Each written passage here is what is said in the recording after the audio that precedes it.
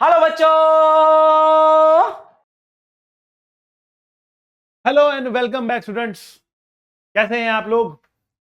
बच्चों, आज हम नया चैप्टर स्टार्ट करने वाले हैं जिसका नाम है waves.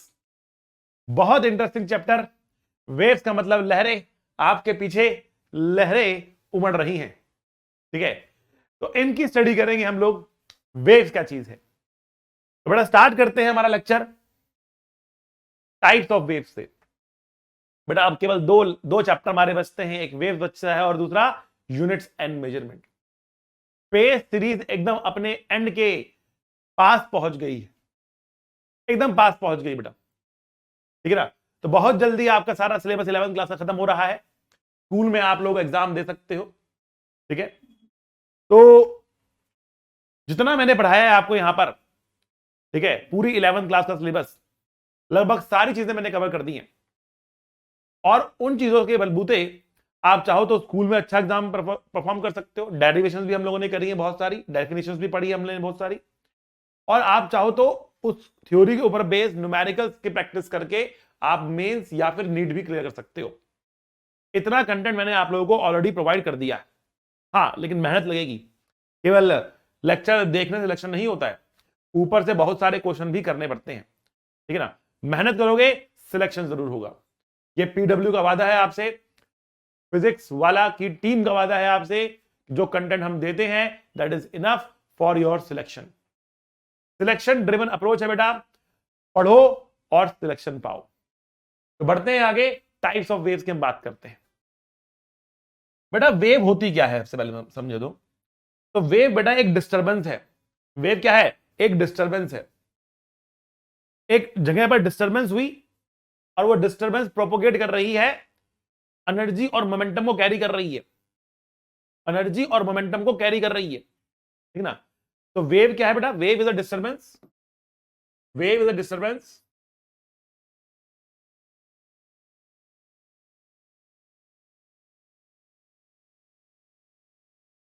which carry energy and momentum without actual transfer of matter. Wave is a disturbance which carries energy and momentum without actual transfer of matter. Energy और मोमेंटम चलता है लेकिन मैटर नहीं चलता। जैसे कि मान लिया मेरे हाथ में एक डस्टर है, मान लेते हैं फॉर एग्जांपल, डस्टर नहीं स्टेपलर लेते हैं। स्टेपलर मेरे हाथ में रहा, देखो स्टेपलर है, और मैंने उठाकर फेंक दिया।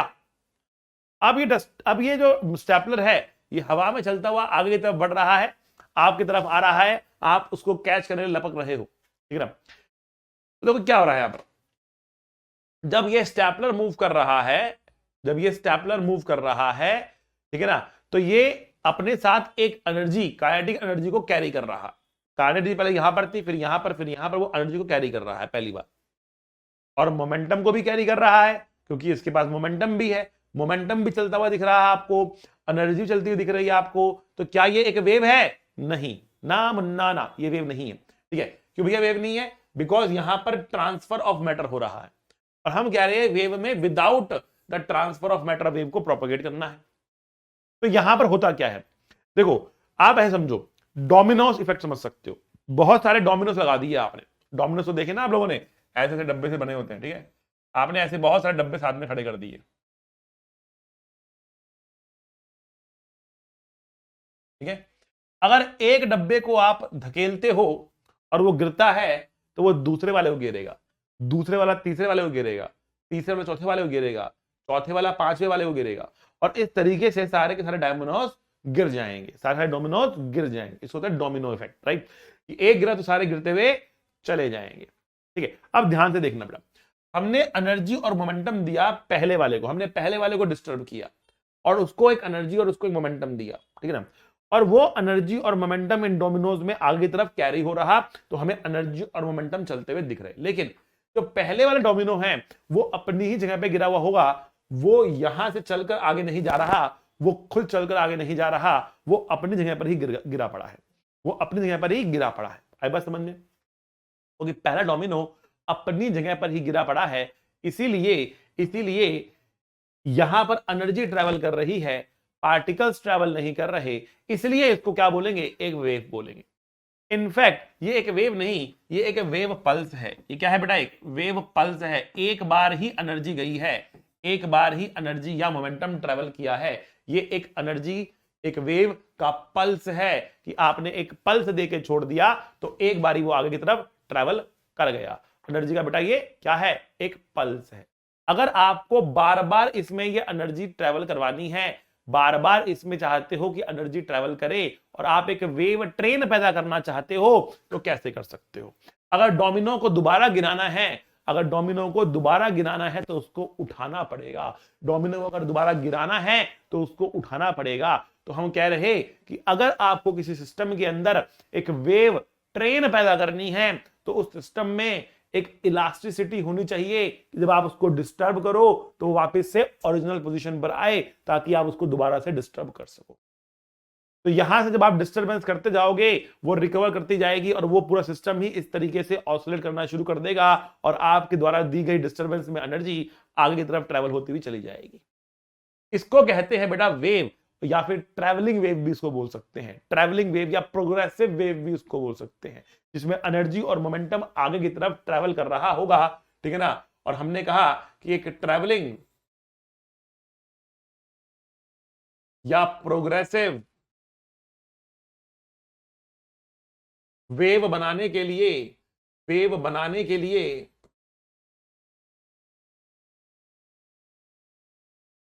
दो चीजों की रिक्वायरमेंट है, ठीक है ना।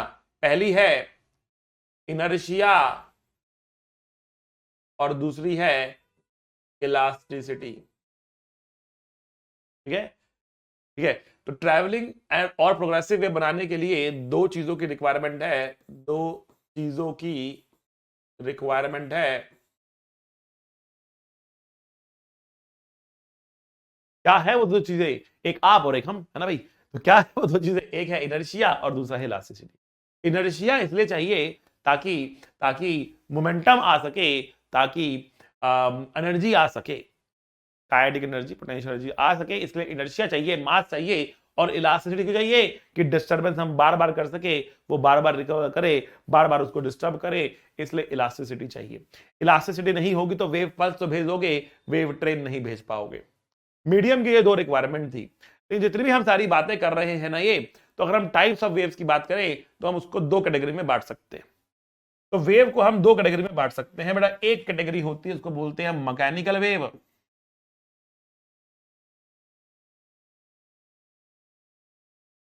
दूसरी वेव होती है non mechanical wave. Non mechanical wave, ये सारी कहानी जो मैं कह रहा हूं बेटा ये मैकेनिकल वेव के लिए वैलिड है। इसको मीडियम चाहिए ट्रैवल करने के लिए, रिक्वायर्स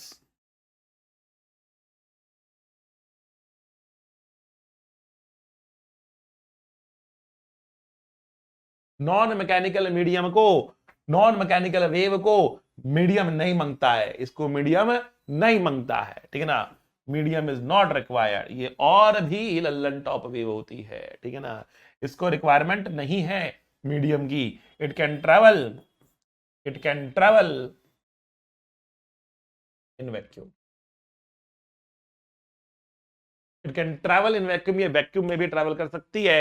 ये है बेटा नॉन मैकेनिकल वेव। और मैकेनिकल वेव वो होती है जो किसी मीडियम के अंदर ट्रेवल करती है, जिसको मीडियम चाहिए ट्रेवल करने के लिए।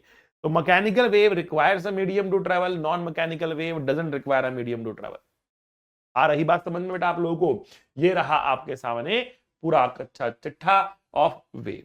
लेकिन अब हम फोकस करते हैं मैकेनिकल वेव पर और डीपली, और डीपली। तो अगर हम इसको बांटना चाहें, इसको बांटना चाहें तो हम दो कैटेगरी में मैकेनिकल वेव को बांट सकते हैं। देखो भैया, हम 11th क्लास के अंदर जो वेव पढ़ रहे हैं उसमें हम इलेक्ट्रोमैग्नेटिक वेव की चर्चा नहीं करेंगे। इलेक्ट्रोमैग्नेटिक वेव के लिए आपको 12th क्लास के अंदर एक चैप्टर डेडिकेटेड है, उसको बोलते हैं EM radiations, EM waves, right, electromagnetic waves. पूरा एक चैप्टर उसके ऊपर वहां पढ़ेंगे। यहां पर हमें किस चीज की बात करनी है बेटा, यहां पर हमें बात करनी होगी बहुत सिंपल मैकेनिकल वेव्स के बारे में। वेव्स ऑन अ स्ट्रिंग की बातें करेंगे, साउंड वेव की बातें करेंगे, एक्सेट्रा एक्सेट्रा। आइए भैया बढ़ते हैं आगे मैकेनिकल वेव के बारे में और आगे करते हैं चर्चा। तो देखिए दो कैटेगरी जो इसकी बनती है, एक होती है भैया ट्रांसवर्स वेव कहते हैं उसको,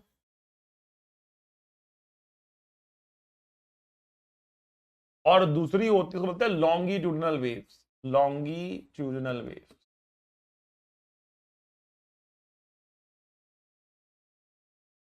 तो ट्रांसवर्स वेव और लॉन्गिट्यूडनल वेव में क्या क्या होता है आइए देखते हैं। पहले करते हैं ट्रांसवर्स वेव। ट्रांसवर्स वेव में मीडियम के पार्टिकल ऑसिलेट करते हैं, वो चलते नहीं है अपनी जगह पर, ऑसिलेट वाइब्रेट करते हैं बस। कैसे करते हैं? जिस डायरेक्शन में वेव जाती है उसके परपेंडिकुलर डायरेक्शन में। मतलब अगर वेव जाएगी ऐसे तो पार्टिकल चलेगा ऐसे, टू टू टू टू टू टू टू टू। वेव जाएगी ऐसे, पार्टिकल चलेगा ऐसे, टू टू टू टू टू टू, पार्टिकल चलेगा ऐसे। ये आपको ध्यान, वेव इधर जाएगी, पार्टिकल इधर भाग रहा होगा, that is a transverse wave, ठीक है ना। तो ट्रांसवर्स वेव में पार्टिकल ट्रेवल्स,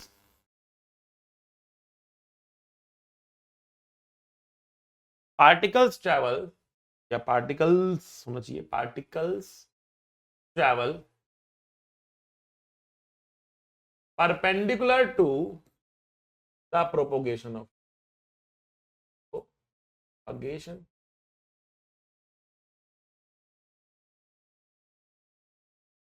ठीक है। लॉन्गिट्यूडनल वेव के अंदर, लॉन्गिट्यूडनल वेव के अंदर पार्टिकल्स ट्रेवल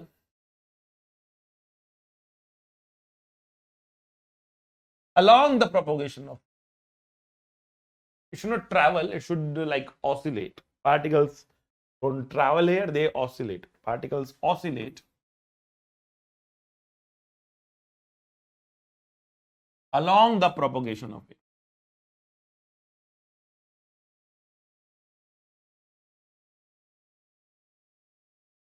ठीक है, यहां पर भी बेटा travel is not the right word, it should be oscillate. ठीक है, तो अब यहां पर होता क्या है, जब ये परपेंडिकुलर ऑसिलेट करते हैं ना, तो वेव की जो शक्ल बनती है वो बनती है कुछ क्रेस्ट एंड ट्रफ की फॉर्म में, ऐसी शक्ल बनती है। ये है आपकी transverse.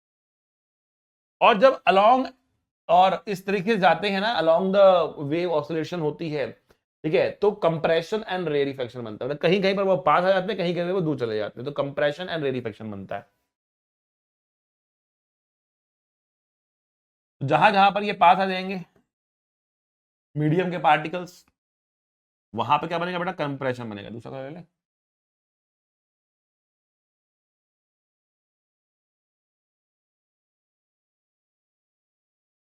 Compression, rarefaction, compression,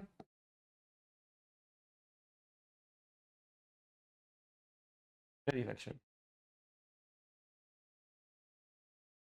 compression, rarefaction. ठीक है भैया, बात समझ में आ रही है आपको? कंप्रेशन एंड रेरिफेक्शन की फॉर्म में चलती है। ये है कंप्रेशन,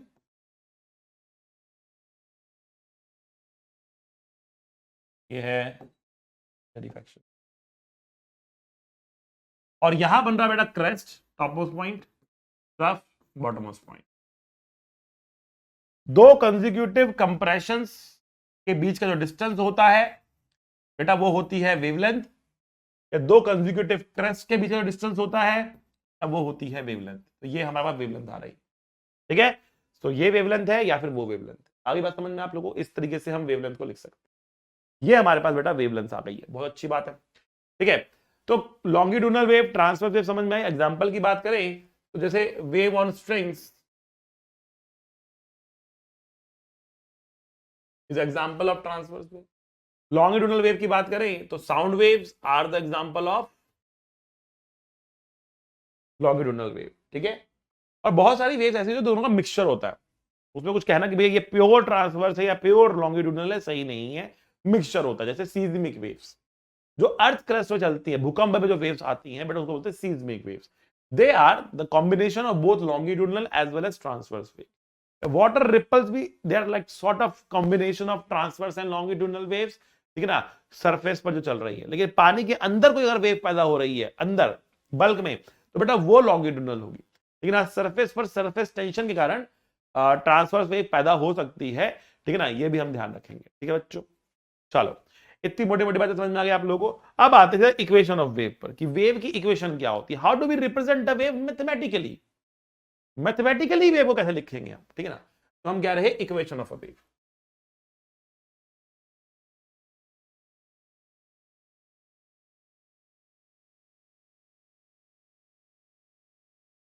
तो इक्वेशन ऑफ वेव हमारे पास है y is equal to A sine omega T minus K X plus 5।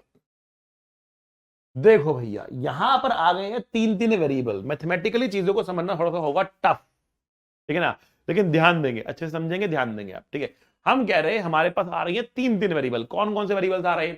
पहला वेरिएबल हमारे पास टाइम का है, दूसरा वेरिएबल हमारे पास एक्स का है, और तीसरा वेरिएबल हमारे पास वाई का है। तो टी रिप्रेजेंट्स टाइम, ये तो कोई दिक्कत वाली बात है ही नहीं। What does X represent?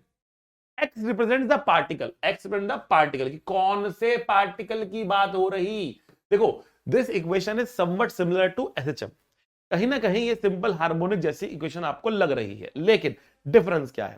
Simple harmonic motion में केवल एक पार्टिकल था, यहां पर एक नहीं, यहां पर अनेक पार्टिकल्स हैं, यहां पर एक नहीं, यहां पर अनेक पार्टिकल्स हैं, ठीक है ना। अगर बहुत सारे पार्टिकल्स यहां पर हैं, बहुत सारे पार्टिकल्स, एक पार्टिकल, दो पार्टिकल, तीन पार्टिकल, तो किस पार्टिकल की बात हो रही ये कैसे मालूम पड़ेगा? किस पार्टिकल की बात हो रही ये कैसे मालूम पड़ेगा? एक्स से, ठीक है। तो y क्या है बेटा? y है उस पार्टिकल की displacement,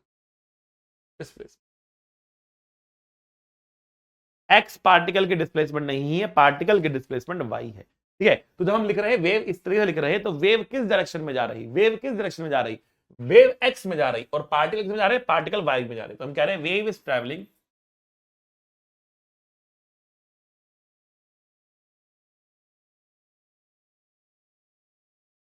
along x axis and particles are oscillating along y axis। आ रही बात समझ में आप लोगों को? अच्छा भाई देखो यहां पर y क्या है? डिस्प्लेसमेंट। किसका डिस्प्लेसमेंट है? तो y the displacement of particle at x location पर बैठे हुए पार्टिकल का डिस्प्लेसमेंट y है। एक्स पोजीशन पर बैठे हुए पार्टिकल का, मतलब अगर मैं x चेंज कर रहा हूं ना तो मैं पार्टिकल को बदल रहा हूं, अगर मैं x चेंज कर रहा हूं तो मैं पार्टिकल को बदल रहा हूं, ये बात समझनी है आपको।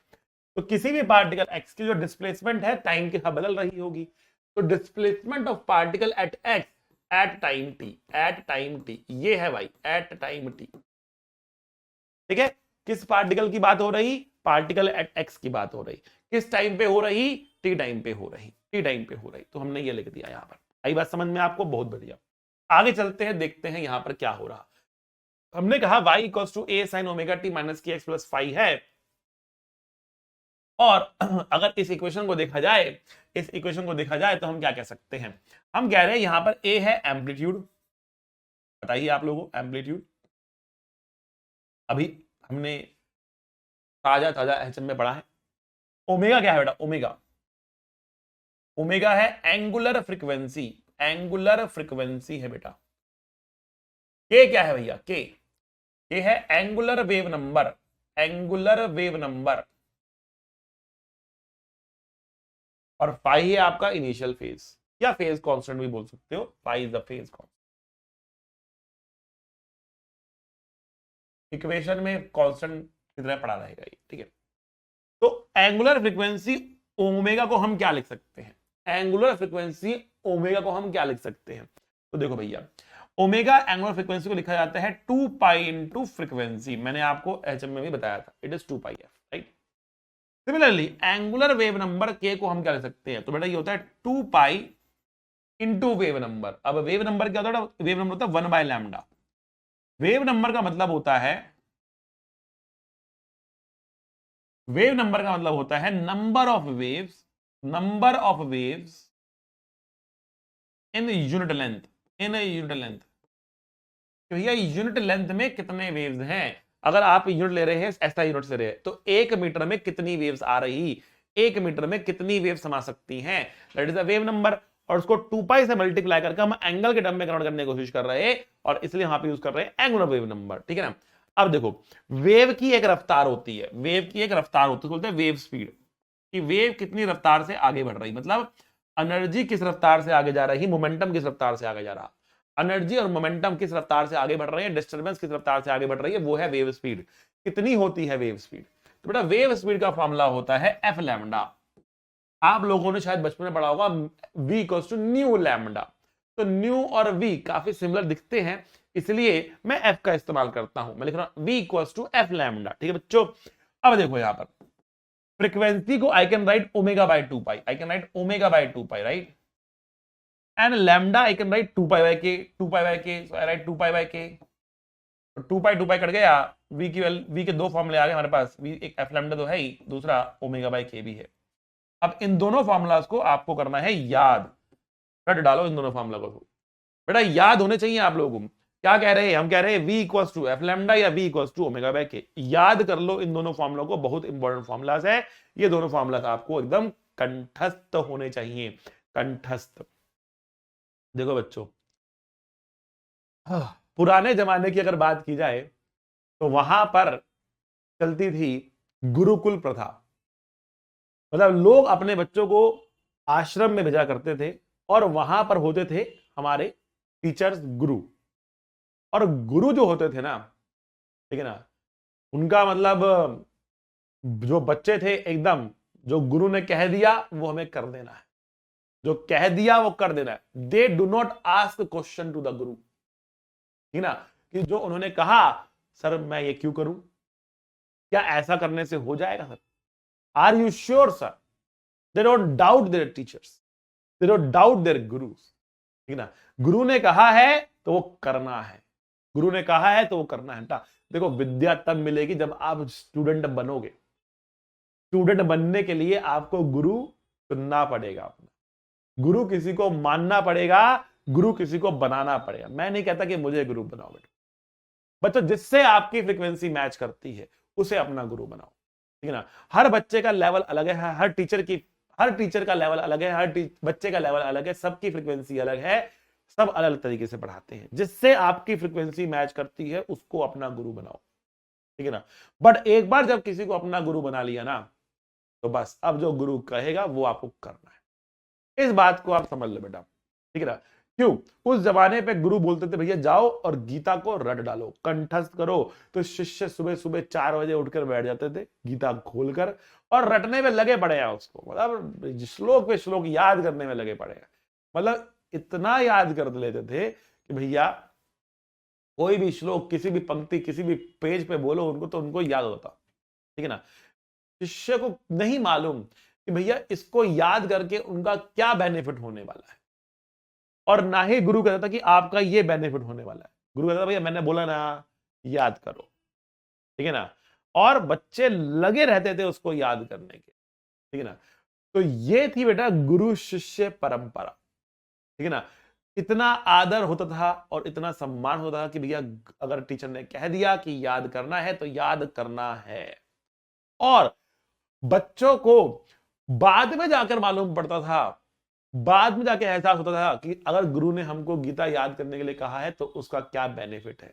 जब वो गीता को अपनी लाइफ के हर एक पार्ट में लगता हुआ देखते थे, हर वक्त अपनी लाइफ में जीते हुए उस गीता के हर एक श्लोक का एक रिजेंबलेंस देखते थे, जब उनको अपनी लाइफ में कोई डिसीजन लेना होता था और उनके डिसीजन से प्रेरित होते थे उस गीता के श्लोक से, उनको याद आता था कि यही सेम सिचुएशन तो गीता में एक्सप्लेन की गई थी।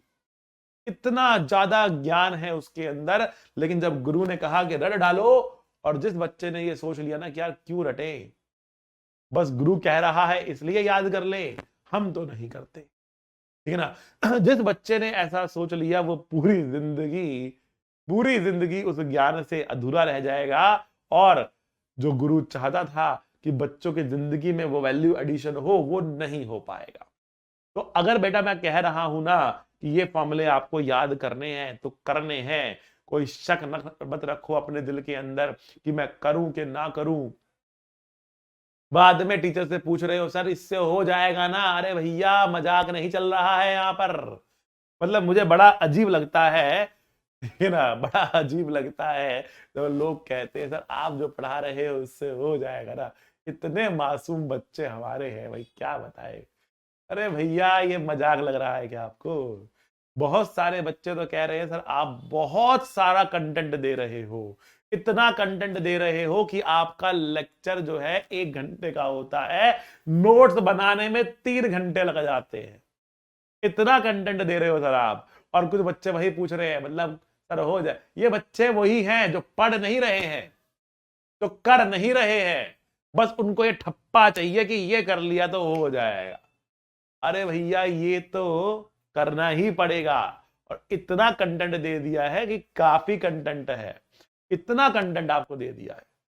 मतलब हमको मिले थे 68 लेक्चर्स पूरी 11th कराने के लिए, जिसमें जितना कंटेंट था सब दे सकता था दे दिया है अब आपको। अब गेंद बेटा आपके पाले में है कि कितना आप उससे बेनिफिट उठा सकते, कितना बेनिफिट उठा सकते, ठीक है ना। मतलब बच्चों के भोलेपन पे मुझे बड़ी मतलब बहुत हंसी आती है। इशार हो जाएगा ना इससे, ये मैं कर लूं तो मेरा हो जाएगा ना, इस पे सीरीज इनफ सर। अरे बेटा इनफ है, इनफ नहीं होती तो क्यों लेकर आते आपके लिए, इतनी मेहनत क्यों करते? आधा पढ़ाने के लिए इतनी मेहनत करते हम, सोच के देखो। आधा पढ़ाने के लिए मेहनत नहीं कर रहे बेटा, हम पूरा पढ़ाने के लिए मेहनत कर रहे हैं। आधा ज्ञान तो बल्कि और डेंजरस है, ना यहाँ के ना वहां के टाइम हो गया वेस्ट। पूरा पढ़ाएंगे तभी तो मजा आएगा, तभी सिलेक्शन होगा ना भाई। सिलेक्शन चाहिए नहीं चाहिए कि बस मजे के लिए आ रहे हो? बताओ बेटा, कमेंट करके बताओ कमेंट करके बताओ कि आपको सिलेक्शन मांगता कि नहीं मांगता। कमेंट करके बताओ कि आपको सिलेक्शन मांगता कि नहीं मांगता, ठीक है ना। सिलेक्शन मांगता तो बेटा पढ़ डालो, पढ़ डालो, जो कह रहा हूं वो कर डालो, जो याद करने के लिए कह रहा हूं वो कर डालो, ठीक है ना। और क्वेश्चन लगाते रहो बेटा, प्रीवियस ईयर्स बहुत जरूरी है, वो साथ में करते रहो, क्वेश्चंस लगाते रहो, और आपकी तैयारी हो जाएगी एकदम लल्लन टॉप।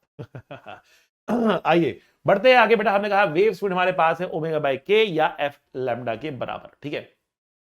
अच्छा सर, आपने सर एक बात यहां पर और कही कि जो वेव है वो ट्रेवल कर रही एक्स एक्सिस के अलावा, लेकिन आपने यहां पर एक बात नहीं बताई कि वेव जा रही पॉजिटिव एक्स में या वेव जा रही नेगेटिव एक्स में। वेव जा रही पॉजिटिव एक्स में या वेव जा रही नेगेटिव एक्स में। तो देखो बच्चा ध्यान देना यहां पर बात को। अगर वेव इक्वेशन के अंदर x और t के जो कोफिशिएंट्स हैं वो पॉजिटिव है दोनों के दोनों, या सेम साइन के हैं दोनों के दोनों, तो वेव जाएगी नेगेटिव x में। और अगर अपोजिट साइन के हैं तो वेव जाएगी पॉजिटिव x में। ध्यान रखना इस बात को, मैं लिखता हूं यहां पर कि अगर अगर x एंड t के कोफिशिएंट्स, अगर x एंड t के कोफिशिएंट्स अपोजिट साइन के हैं तो वेव जाएगी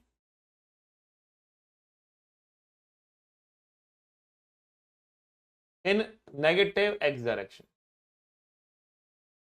ठीक है। And vice versa, and vice versa.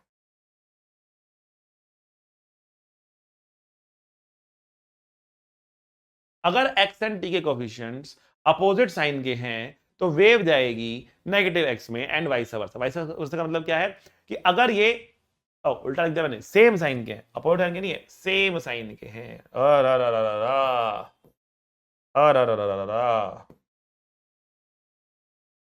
Same sign के, तो वेव जाएगी नेगेटिव एक्स में। और अगर दोनों अपोजिट साइड के हैं, साइन के हैं, तो हो जाएगी पॉजिटिव एक्स में। That is the meaning of vice versa. तो यहां पर t का कोएफिशिएंट पॉजिटिव है, x का नेगेटिव है, अपोजिट साइन है, मतलब वेव जाएगी पॉजिटिव एक्स में, वेव जाएगी पॉजिटिव एक्स में। आई बात समझ में? इसलिए मैंने माइनस साइन वाला इक्वेशन लिखा कि मैंने पॉजिटिव साइड में जाती हुई वेव को कंसीडर किया है, ठीक है। तो ये हमारे पास वेव की इक्वेशन आ रही है। अब इसको हम डिफरेंशिएट करके देखेंगे, दो चीजें बनाकर देखेंगे, ठीक।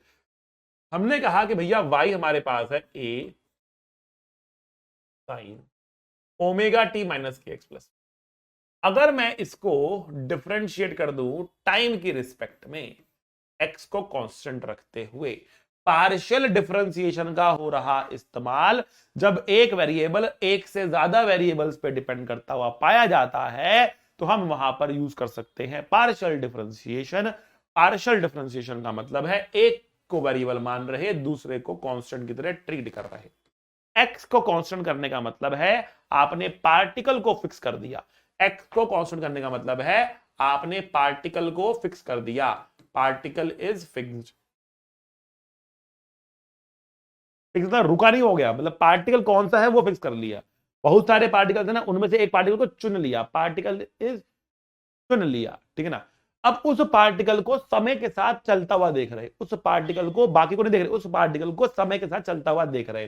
तो समय के साथ वो जिस तरीके से चल रहा है उसी को तो हम उसकी रफ्तार कहेंगे।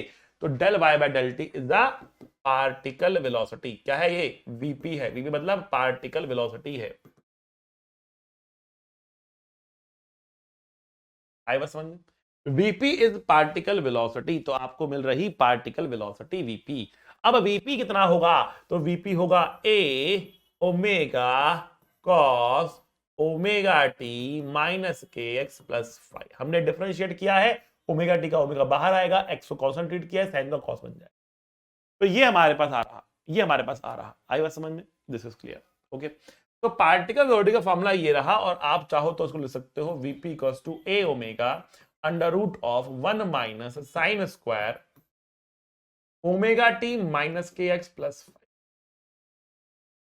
Omega T minus K X plus 5। अब साइन क्या है? साइन है वाई बाय ए, तो हम लिख रहे हैं A omega under root of 1 minus Y by A का स्क्वायर, एंड वीपी का फॉर्मूला हमको मिल रहा omega under root of A square minus Y square. ये हमको मिल रहा वीपी, मिल गया हमको। आगे बढ़ते हैं। बट ये कहीं ना कहीं एचएम जैसा इक्वेशन आपको दिख रहा है। पार्टिकल जो है जितना ऊपर जा रहा उसकी रफ्तार उतनी कम हो रही। यहां पर आपको यह भी समझ में आएगा जिन जिन का वाई सेम है उनका वी भी सेम है। जिन पार्टिकल का वाई सेम है उन सबका वी भी सेम है, स्पीड सेम है, लेकिन डायरेक्शन अलग अलग हो सकती है। अभी डायरेक्शन की बात भी हम आगे करेंगे, ठीक है। हमने यहां पर डिफरेंशिएट किया टाइम के रिस्पेक्ट में, तो ये आया what if we differentiate with respect to X del Y by del X keeping T constant. किसी भी टाइम पर अगर हम एक्स के टर्म में डिफरेंशिएट तो डी वाई बाय डी होता है स्लोप। स्लोप हो गया ये, किसी भी टाइम पर पार्टिकल की स्लोप मिल रही है हमको। तो स्लोप को कैसे लिखने वाले? देखो हम स्लोप लिखी जाएगी कैसे?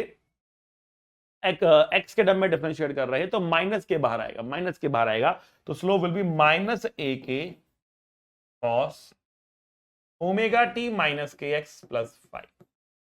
तो ये स्लोप हमको मिल गई। तो हमें पार्टिकल वेलोसिटी मिल गई, स्लोप मिल गई। दोनों को अगर डिवाइड करते तो क्या होगा? यहां लिखता हूं मैं, यहां पे आपको शो करता हूं कि डिवाइड करेंगे तो क्या होगा। नेक्स्ट पढ़ने पे जाएंगे तो आप कंफ्यूज हो सकते हो, तब वो बार बार आगे पीछे देखना पड़ेगा आप लोगों को। तो हम कह रहे हैं कि वीपी बाय स्लोप क्या है? वीपी बाय स्लोप क्या है? तो ए से ए कट रहा, कॉस से कॉस कट रहा, माइनस बच रहा एक, ओमेगा बाय के आ रहा, ओमेगा बाय के आ रहा। ओमेगा बाय के तो भैया वेव स्पीड होती है। हम कह रहे हैं पार्टिकल स्पीड, पार्टिकल वेलोसिटी भी बोल सकते हो यहां पर, is minus slope times wave speed, ठीक है, wave speed. Slope times wave speed हमारे पास ये आ रहा। पार्टिकल की जो वेलोसिटी है वो स्लोप टाइम वेव स्पीड क्या है, देखते हैं उसको, मतलब समझने की कोशिश करो। तो हमने कहा कि मान लिया हमारे पास ये वेव जा रही है आपकी तरह, वेव जा रही है, और हम कह रहे हैं कि वेव जा रही है राइट में, वेव जा रही है राइट में, ठीक।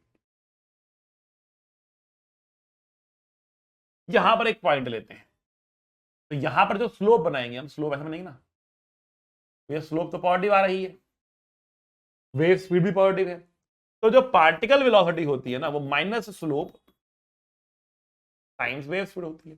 तो वेव स्पीड भी पॉजिटिव है, स्लोप भी पॉजिटिव है, तो पार्टिकल वेलोसिटी नेगेटिव होगी। इसका मतलब पार्टिकल कैसे जा रहा होगा? पार्टिकल जा रहा होगा नीचे, पार्टिकल जा रहा होगा नीचे। आई बात समझ?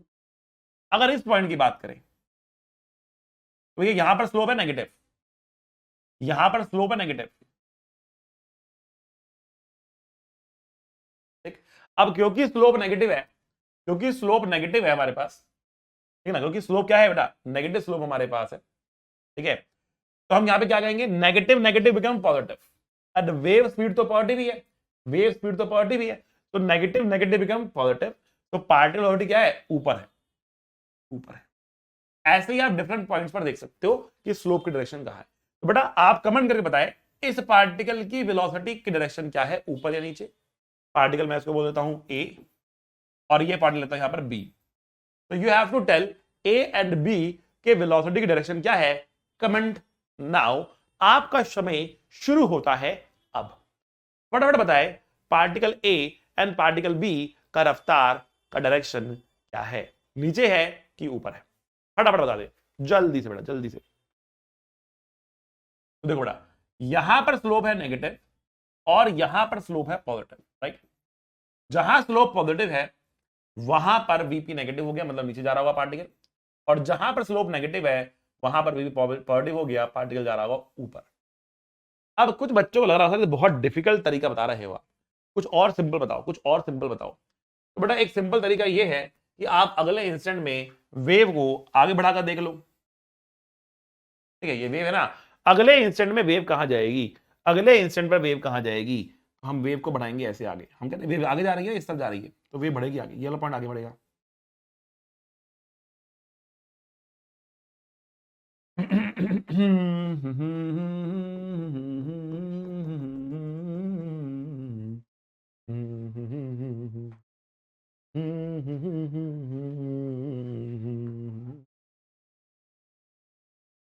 देखो बना, देखो ये जो पार्टिकल है ना ये नीचे जा रहा है ऐसे, ठीक है। तो ये वाला पार्टिकल है ये ऊपर जा रहा है ऐसे, जो ये वाला पार्टिकल है ये ऊपर जा रहा है ऐसे, जो ये वाला पार्टिकल नीचे जा रहा है। आई बात समझ में, सेम मैच कर रहा है आपका, सेम मैच कर रहा है, बिल्कुल वैसे ही आपका काम चल रहा है जैसे यहाँ पे दिख रहा था, सेम मैचिंग हो रही है। तो आप वेव को हल्का सा आगे बढ़ाकर देख लो ना कि पार्टिकल किधर जा रहे हैं, पार्टिकल किधर जा रहे हैं, जिस तरफ पार्टिकल जा रहा है आपको अपने आप ही समझ में आ जाएंगे। I hope this is clear. ठीक, हमने एक एक बार डिफरेंशिएट कर लिया, एक एक बार और डिफरेंशिएट करते हैं और डिवाइड करते हैं तो क्या आता है। तो बेटा आता है आपके पास del 2 y by del t square keeping x constant, del 2 y by del x square keeping t constant equals to omega square by k square। ये आता है बच्चा, ठीक है, ये आता है आपके साथ।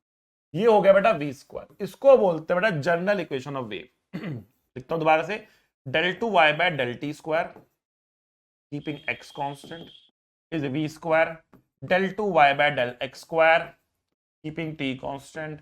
ये है आपका general equation of wave.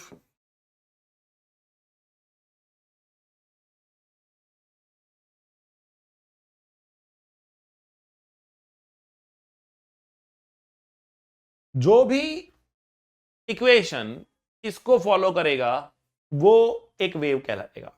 And normally जो जो x plus minus we T इस रूप में दिखने वाले फंक्शंस होते हैं, जो जो इस रूप में दिखने वाले फंक्शंस होते हैं वो नॉर्मली इसको फॉलो करते हैं और वो एक वेव इक्वेशन बन जाते हैं, वो एक वेव इक्वेशन बन जाते हैं। ओके, तो नॉर्मली इस फॉर्मेट में आपको दिखेगा। अब आपको सर हमें इस इक्वेशन में तो ये फॉर्मेट दिख नहीं रहा, आप कैसी बातें कर रहे हो, हमें तो ये फॉर्मेट दिख नहीं रहा और आप कह रहे कि इस फॉर्मेट में आना चाहिए, +5 हो सकता है, फर्क नहीं पड़ता, कांस्टेंट है वो, ठीक है।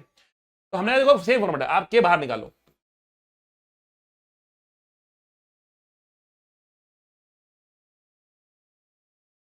ठीक है ना। तो ये क्या हो गया आपके पास, क्या तो माइनस साइन बाहर निकाल लो, क्या फर्क पड़ता है उससे, एक्स माइनस वी टी आपको मिल जाएगा। तो इस फॉर्मेट में आ गया ना भैया, इस फॉर्मेट में जो रहता है वो बेटा एक तरीके से वेव इक्वेशन को फॉलो करता हुआ पाया जाता है, ठीक है। तो एक क्वेश्चन में अगर आपको ये फॉर्मेट दिख रहा है तो आप उसको वेव इक्वेशन को मार सकते हो, कह सकते हो कि ये इक्वेशन है और ये जनरल इक्वेशन है। अगर पूरा ट्रस्ट करना है तो आप ऐसे टेस्ट करके देख सकते हो, ठीक है बच्चों। तो ये कहानी थी आपकी वेव इक्वेशन के बारे में। अब हम बात करेंगे थोड़ी सी वेव स्पीड की, भैया वेव की रफ्तार कितनी होती है। अभी आप कहोगे सर दो बातें तो कर ली आपने, कह दो दिया कि वेव का फॉर्मूला होता है एफ लैम्डा, वेग का फॉर्मूला होता है ओमेगा बाय के, बिल्कुल सही बात। लेकिन देखो वेव की जो रफ्तार होती है ना वो मीडियम की प्रॉपर्टी होती है। क्या मतलब है इसका, मतलब इसका यह है कि मैं कुछ बोल रहा हूं, ठीक है ना, तो मेरे मुंह से निकलने वाले जो साउंड है वो ट्रैवल कर रही है आगे की तरफ। अब मान लिया मेरे साथ खड़ा है बाला, हमारा बाला, मेरे साथ खड़ा है बाला, और बाला भी कुछ बोल रहा, बक बक बक बक कर रहा, वो भी बाला कुछ बोल रहा, मैं कुछ बोल रहा। बाला के बोलने की आवाज की क्वालिटी अलग है, मतलब उसकी फ्रीक्वेंसी अलग है और मेरी फ्रीक्वेंसी अलग है। तो मान लीजिए ये बाला है, बाला कह रहा है hello hello my friends, hello you are my friends, hello friends. तो बाला बोल रहा है और बाला की फ्रीक्वेंसी अलग है, मेरे बोलने की फ्रीक्वेंसी अलग है। तो we are different sources and our frequencies are different, our frequencies are different. मैं बोल रहा हूं, मेरी आवाज आपको मोटी सुनाई दे रही है, बाला बोल रहा है, उसकी आवाज आपको पतली सुनाई दे रही है। कैसे बोल रहा है बाला? हेलो फ्रेंड्स, मैं हूं बोलो, हेलो फ्रेंड्स, मैं हूं बोलो। ठीक है, आया बात समझ में? तो बाला के बोलने की फ्रीक्वेंसी अलग, मेरी फ्रीक्वेंसी अलग। तो सोर्स बदलता है तो फ्रीक्वेंसी बदलती है। लेकिन लेकिन मेरे मुंह से निकले हुई साउंड जिस रफ्तार से ट्रेवल कर रही और आगे सुनने वाले तक पहुंच रही, उसी रफ्तार से बाला से मुंह से निकली हुई साउंड भी ट्रेवल करेगी। मतलब जो रफ्तार है ना, वो कौन बोल रहा है सोर्स पे डिपेंड नहीं करती, रफ्तार मीडियम पे डिपेंड करती है, रफ्तार मीडियम पे डिपेंड करती है। तो अब मैं मीडियम के उन फैक्टर्स को देखना चाह रहा हूं जिन फैक्टर पर साउंड या वेव की रफ्तार डिपेंड करती है। बट हम दो वेव कंसीडर करेंगे यहां पर। पहली वेव रहेगी वेव ऑन अ स्ट्रिंग,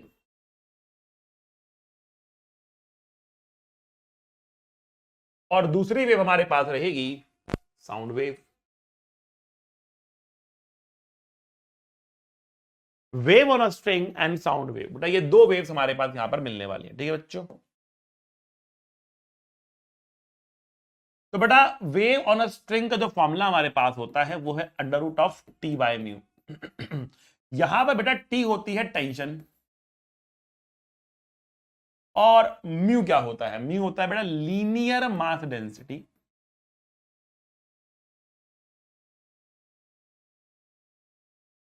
या फिर मास पर यूनिट लेंथ। ये है आपका म्यू। तो आई होप आपको समझ में आएगा कि म्यू क्या होता है। म्यू मालूम पड़ गया आप लोगों को, टी टेंशन है धागे के अंदर, तो म्यू एंड टेंशन। ठीक है, वी क्या है बेटा? वेव की रफ्तार है। अब कई बार ना आंसर को फॉर्मूला जो है वो म्यू के टर्म में नहीं आता, तो हम कह रहे हैं कि हम बात करते हैं डेंसिटी की। डेंसिटी होता है बेटा मास अपॉन में वॉल्यूम, और वॉल्यूम होता है एरिया ऑफ क्रॉस सेक्शन। इसको हम एरिया को हम एस से लिखते हैं क्योंकि ए तो हम नॉर्मली एम्पलीट्यूड के लिए यूज कर रहे हैं चैप्टर में, इनटू लेंथ। तो अगर आपके पास कोई भी एक वायर है तो बेटा वो कुछ इस तरह से वायर होगी, पतली सी होगी, बेटा ये उसका एरिया ऑफ क्रॉस सेक्शन है और ये उसका लेंथ है। ठीक है ना? तो हम कह रहे हैं कि जो वॉल्यूम है, एरिया ऑफ हम एस से लिख रहे हैं, जो इसका वॉल्यूम है वो एस इंटू एल हो जाएगा। मास अपॉन वॉल्यूम डेंसिटी हो गया, लेकिन मास अपॉन में लेंथ क्या चीज है बेटा? ये तो आपका म्यू है ना, तो डेंसिटी हो गया म्यू बाय एस, म्यू हो गया डेंसिटी इंटू एस। तो डेंसिटी इंटू एस हो गया। तो v की वैल्यू क्या आ रही? तो हम कह रहे हैं v की वैल्यू आ रही under root of T by mu s, rho s. तो या तो आप म्यू लिख लो या तो आप रो एस लिख लो, दोनों में से एक कहानी आपको बनानी है यहाँ। ठीक है, तो ये था वेव ऑन अ स्ट्रिंग। जैसे जैसे धागे में आप टेंशन चेंज करेंगे वैसे वैसे वी भी चेंज हो जाएगा, और जैसे धागे की डेंसिटी चेंज करेंगे या एरिया चेंज करेंगे वैसे वैसे वी भी चेंज हो जाएगा। इसके ऊपर भी हम एक क्वेश्चन करके देखेंगे, बट पहले हम साउंड वेव की करते हैं चर्चा। ठीक है, तो बेटा साउंड वेव में हमने कहा कि जो स्पीड होती है ना बेटा, वो होती है बी बाय रो। बेसिकली बी क्या है यहां पर? बल्क मॉडुलस है, और रो क्या है? डेंसिटी है। तो बेटा होता क्या है, आप ये कह सकते हो जो वी होता है ना बेटा, वो होता है under root of elasticity by inertia. इस तरीके का एक फंक्शन होता है।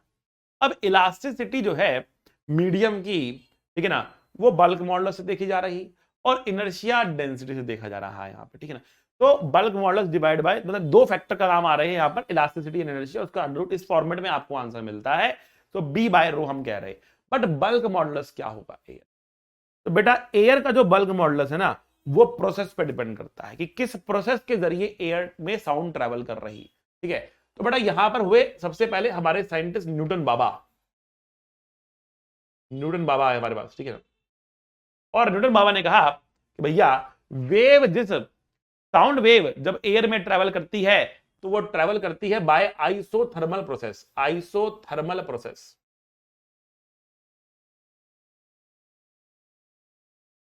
वेव का ट्रेवल होना इज आइसोथर्मल प्रोसेस, ठीक है ना।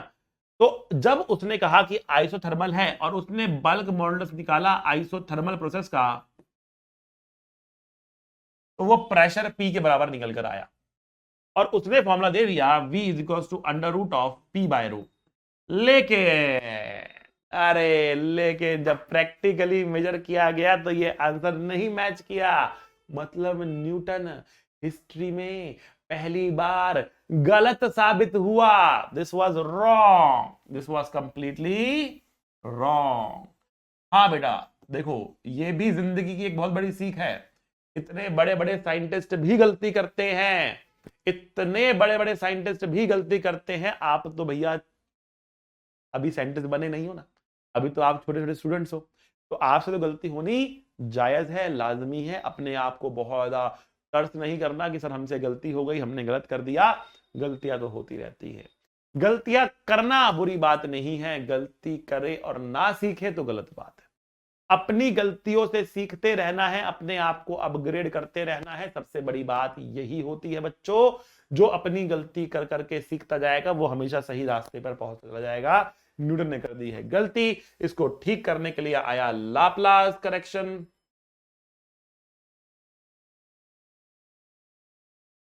someone's loss is someone's gain।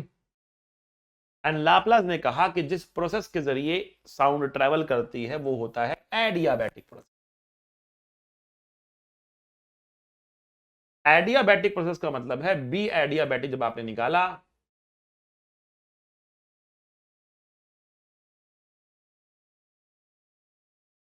तो बेटा इसकी वैल्यू आई gamma times P, gamma times P, और जो v की वैल्यू आ रही वो आ रही under root of gamma times P by रो।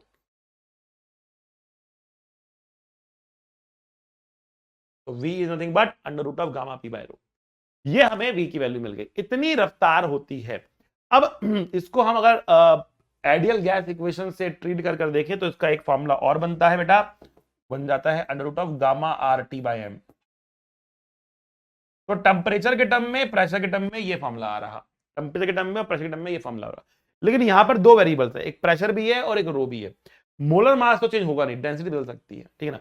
हाँ, तो अब मैं यहां पर कह रहा था कि देखो यहां पर दो वेरिएबल्स है, तो होता क्या है, अगर हम टेम्परेचर को फिक्स रखते हैं और प्रेशर को इंक्रीज करते हैं तो डेंसिटी भी इंक्रीज करती है और पी बाय रो का रेशियो सेम हो जाता है, ठीक है ना। तो प्रेशर के चेंज से कुछ इंपैक्ट नहीं पड़ता अगर टेम्परेचर आपने फिक्स रखा है तो, ठीक है। तो यहां पर एक क्वेश्चन आपको ऐसा बन जाता है कि how would speed of sound change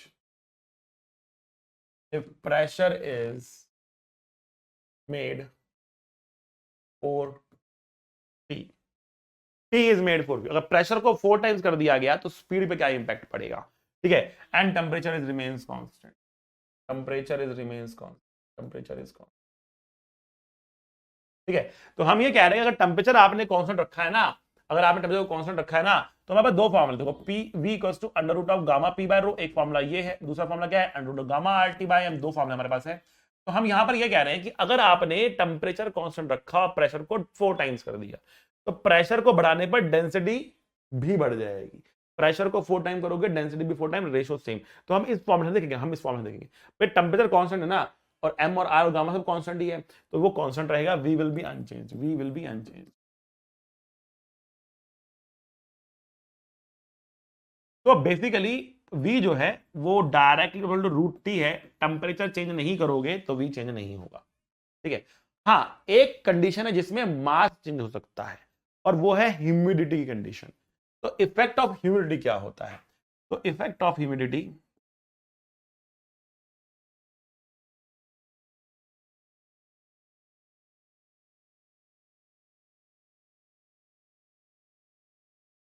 sound की रफ्तार पे ह्यूमिडिटी का इफेक्ट क्या है, साउंड की रफ्तार पर ह्यूमिडिटी का इफेक्ट क्या है। तो बेटा यहां पर मैं आपसे क्वेश्चन पूछना चाहता हूं, कमेंट बॉक्स में आंसर देना बेटा। अगर हमारे पास दो दो एयर है, एक है ड्राई एयर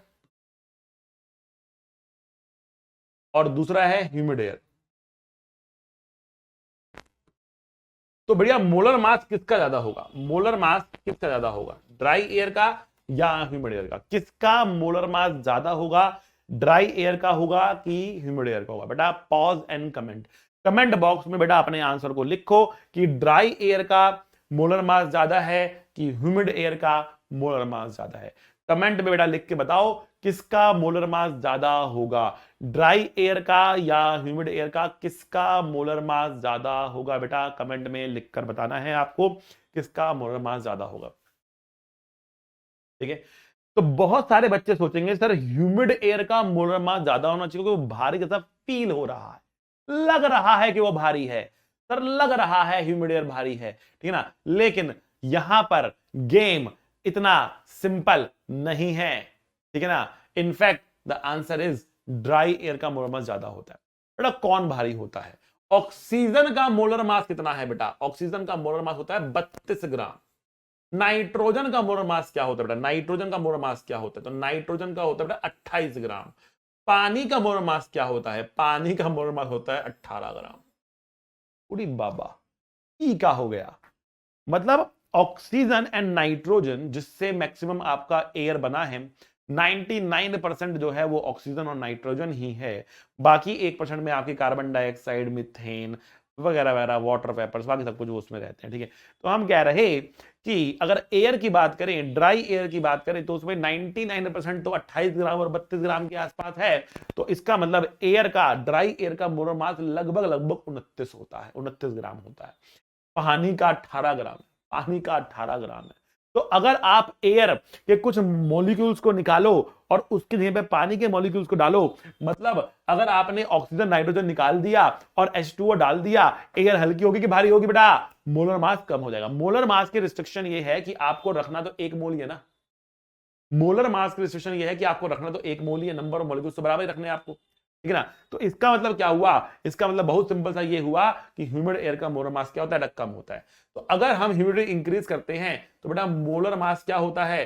ह्यूमिडिटी इंक्रीज करने पर मोलर मास घट रहा, स्पीड बढ़ रही, तो speed increases on increasing humidity.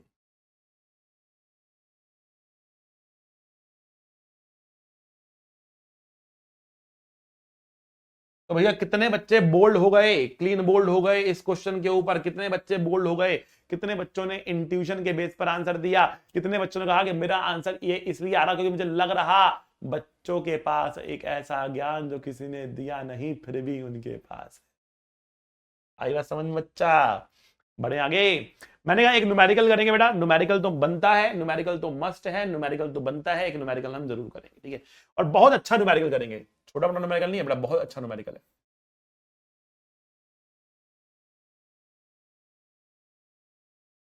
Numerical कुछ ऐसा है कि यहां पर हम, हमारे पास एक, हमने वेव पल्स दे दिया, झटका मार के छोड़ दिया, अब वेव पल्स ऊपर भाग रही है। इस रोप का मास m है, लेंथ l है।